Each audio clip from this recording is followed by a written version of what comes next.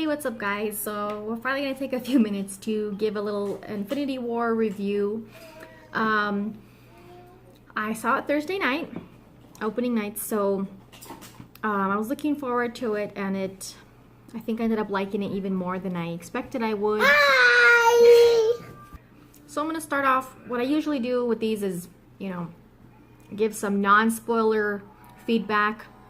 So that way, for people who want to watch this, who have not seen it or don't want spoilers, you can still get my general thoughts on it without being, anything being ruined. And then I'll give a warning before I go into spoiler territory. So for people who don't mind spoilers, or for people who have seen it who want to know my more specific thoughts about it, I'll go into spoiler details there. But I will give a warning first, so don't worry.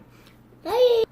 So overall, really good movie. I definitely enjoyed it. I felt like the humor, I enjoyed the humor a little bit more in this movie compared to a lot of the Marvel movies. Iron Man movies, I pretty much always, I usually enjoy Iron Man's humor for the most part. And I think Thor's first movie I thought was funny just because of the context. The humor was appropriate in that movie. Black Panther had appropriate humor. But a lot of times in Marvel movies, I've pointed this out before, that for me, sometimes they will take away from the emotional or heavy moments by putting jokes, and it just kind of ruins it for me, and I get like, I kind of just check out of the movie. Like Guardians of the Galaxy movies did that for me a lot, and Thor Ragnarok was just like, I didn't even expect to go in like loving the movie because I knew it was going to be like a borderline parody movie.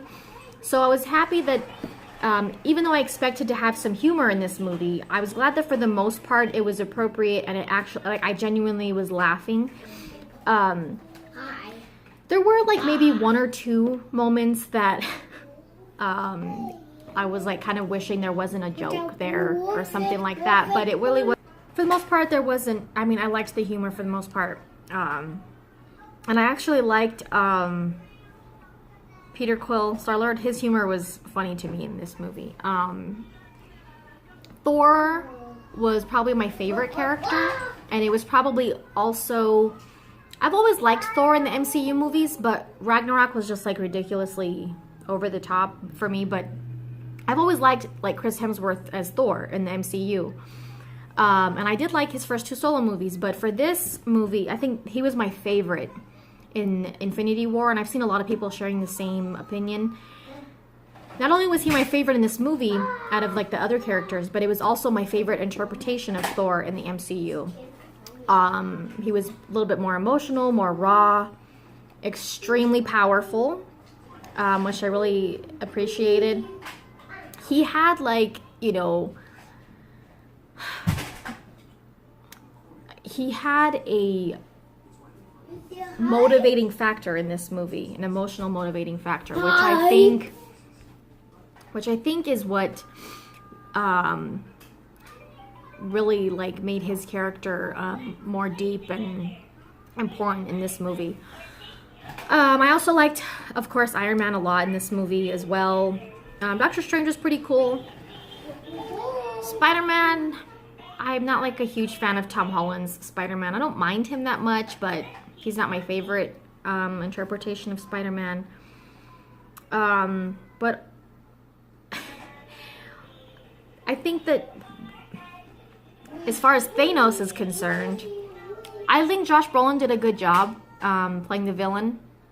I think he was a good choice for casting. I mean, you're not going to be like disappointed with Thanos' amount of screen time because it's like the whole movie. Not to spoil things, like I don't think that's really a spoiler, but you won't be disappointed with the amount of screen time they give Thanos for sure. And he felt like a powerful villain. He felt like a threat. The only thing that, well, maybe I'll save this for a spoiler.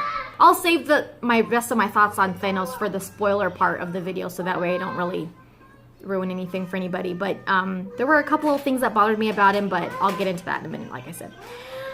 He was a good villain, though. He was a good villain. There were some pretty epic moments for sure. Tons of action, which I don't think any Marvel movie really skimps out on. But there was a ton of action, especially for it being a pretty long movie. It's 2.5 hours.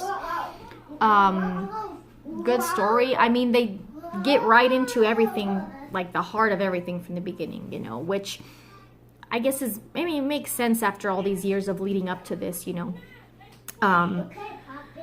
I also appreciated Scarlet Witch a little bit more in this movie. Like, I didn't really care about her that much in the past Avengers movie, to be honest. When she was introduced in Age of Ultron, and then we saw her in Civil War, which, you know, whatever, but I appreciated her more in this movie. And I've always liked Vision since they introduced him, so there were surprises. It was nice to see Black Panther again and the whole Wakanda cast. I will admit, I was saying this before the movie came out. Even though I was looking forward to it and I knew it was going to be a good movie, I still wasn't expecting to feel emotional during this movie.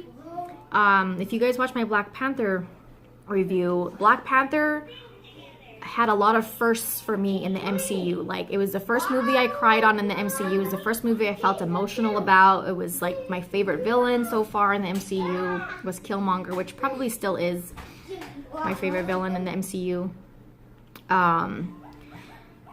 That was the first movie that, like, got me emotionally in the Marvel Cinematic Universe. And I didn't think that it would really happen again in Infinity War, but I was wrong. Like, I really was. There was a few times when I got emotional. I got a little bit of tears in my eyes, and I wasn't expecting it. So that was a pleasant surprise, actually. Kind of sounds weird that it was a pleasant surprise that I got emotional, but this movie definitely needed to have that. It needed to have weight. It needed to have some heaviness to it. It needed to have a little bit of darkness in there. It needed to have that. And that doesn't mean that a movie's ruined from that. But this movie needed to have that because of what it is, you know? So I was glad that they didn't really hold back on that as much as I thought they might. So it was a good part one to a part two, you know, two-part whatever movie. And it definitely, the ending definitely left me interested in seeing to part two. I'll go more into detail about that in the spoiler part of the video. But yeah, I really liked it. I liked it a lot. I liked it a lot. It was a really good movie.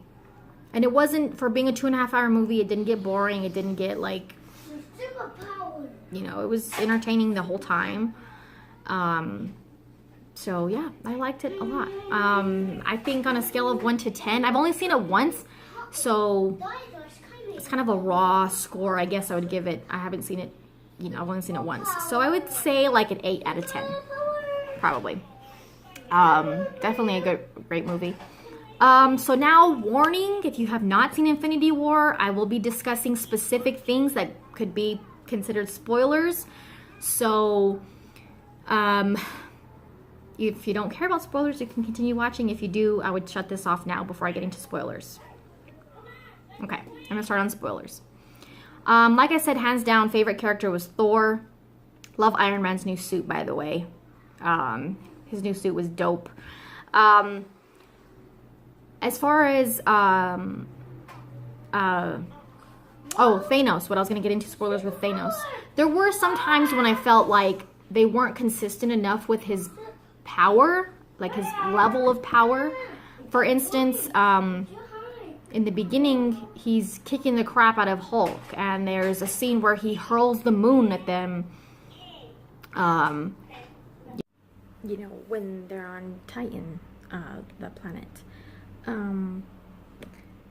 And it's just like, Captain America can stop him, you know, stop his hand, and that doesn't really make much sense. I mean, I know we saw that scene in the trailer, and I really liked it. I mean, it was a cool moment, and, you know, it's a cool, like I said, a cool moment, but it doesn't make sense for a regular being to be able to take him on like that. Yes, Captain America's like above average strength and agility, and, you know, he's not just an average human, but he's still a human compared to, you know, and Thanos is like a god character, so it's kind of like, you know, an average maybe somewhat, it's like Batman taking on Darkseid like that. That's not gonna happen, you know. So I just I know that they, and he wouldn't be able, and Captain America survived a punch to the head from Thanos. Like, that's not very realistic. And I know that they have to have moments like that to make Thanos feel like a threat and, you know, show that he's a powerful villain. But at the same time, like I said, it doesn't make sense for him to be able to hurl a moon at some of them and then have like hand-to-hand combat with these regular human beings. So and Black Widow and you know, Wakanda warriors taking on his daughter, that girl with the blue hair or whatever.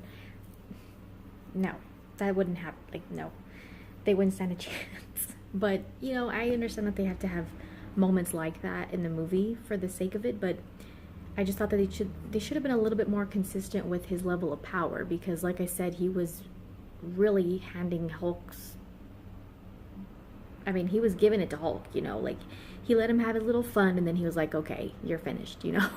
So yeah, they should have just been a little bit more consistent with how powerful he really is, but at times they scaled it back quite a bit, you know. So that was my one problem with him as a villain.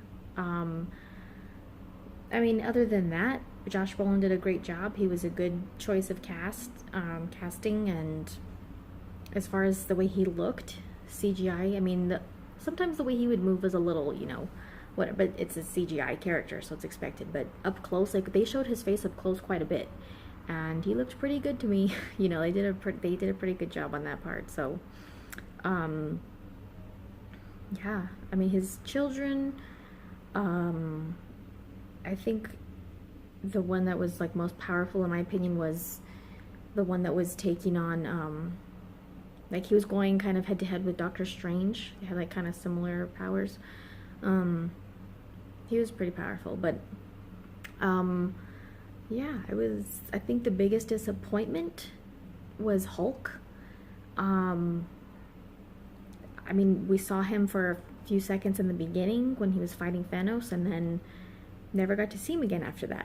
We obviously had Bruce Banner, but, you know, after that he was in the Hulkbuster suit, and of course he kept trying to turn into Hulk and it wouldn't work, which, I mean, I thought they were only going to do that like the first couple times that he tried to turn into Hulk, and then, you know, I thought maybe Thanos screwed him up so bad that it wouldn't work after fighting him, and then I thought maybe by the end, like when they're in this big final battle in Wakanda, I thought maybe then they would show him as the Hulk, but they still didn't. And so it was kind of like, you know, there's a lot of Hulk fans out there, and it's kind of disappointing to not be able to see him as the Hulk in this huge event of a movie, you know. So I'm sure we'll probably see him in part 2 as the Hulk, but it was kind of weird. Like, it's kind of like, why? I don't know why they decided to do that, but maybe they wanted to really showcase Thor as the strongest Avenger, but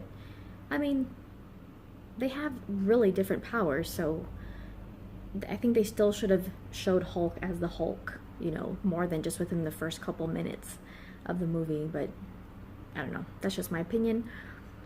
I thought Doctor Strange was actually a pretty important character. I do like him. I think Benedict Cumberbatch does a really good job. I think he's a really good fit for Doctor Strange. And I think as emotional and surprising as the ending was, I definitely don't think it's permanent. I mean, this is part 1. You know, we're going to have a part 2.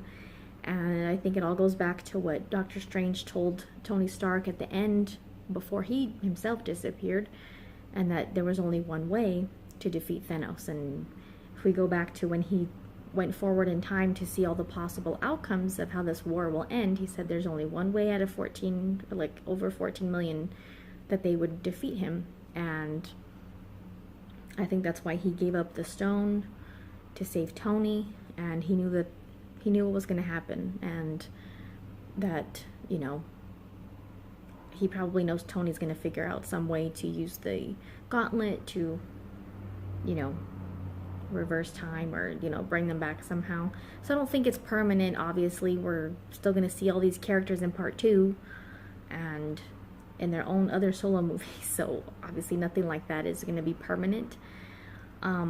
Maybe some of them, I don't know, but I would still be really surprised. I mean, it was crazy to see all that happening in a Marvel movie, because we're just not used to it, but I was glad that it had some weight to it, but at the same time, it sort of takes away from the weight when you know that this is not going to be the permanent ending, you know what I mean? So, but I am very interested to see part 2 and how they reverse this, I guess you could say, but we shall see.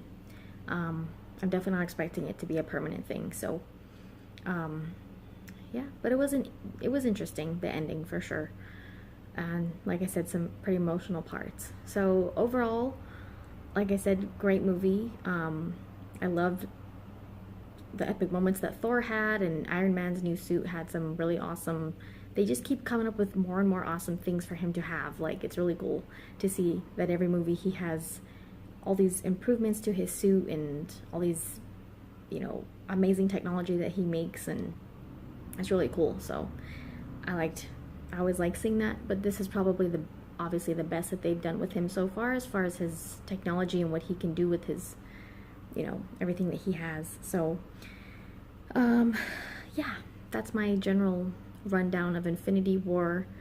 There are probably some things I forgot to mention. Oh, it was pretty cool to see more like details about Gamora's past with Thanos. We know that she was, you know, from the Guardians of the Galaxy movies, they mentioned how she was like his stepdaughter, and, you know, he took her when they invaded her home planet and all that stuff. And I think it was pretty interesting to see like a more in-depth history of her story with Thanos and her connection to him. And they did a pretty good job of explaining like Thanos's purpose, I guess you could say, or his motivation into why he does what he does, that he thinks it's the right thing and he wants to achieve balance in the universe, and, you know, his whole thought process and everything like that. It definitely portrayed him as a merciless villain thinking that he's doing the right thing, you know. So, but I still think I like Killmonger a little bit more than Thanos in the MCU as far as villains are concerned. So yeah, let me know what you guys thought about Infinity War, and give me your thoughts in the comments. Check out the links in the description, and thanks for watching, guys. We'll see you next time.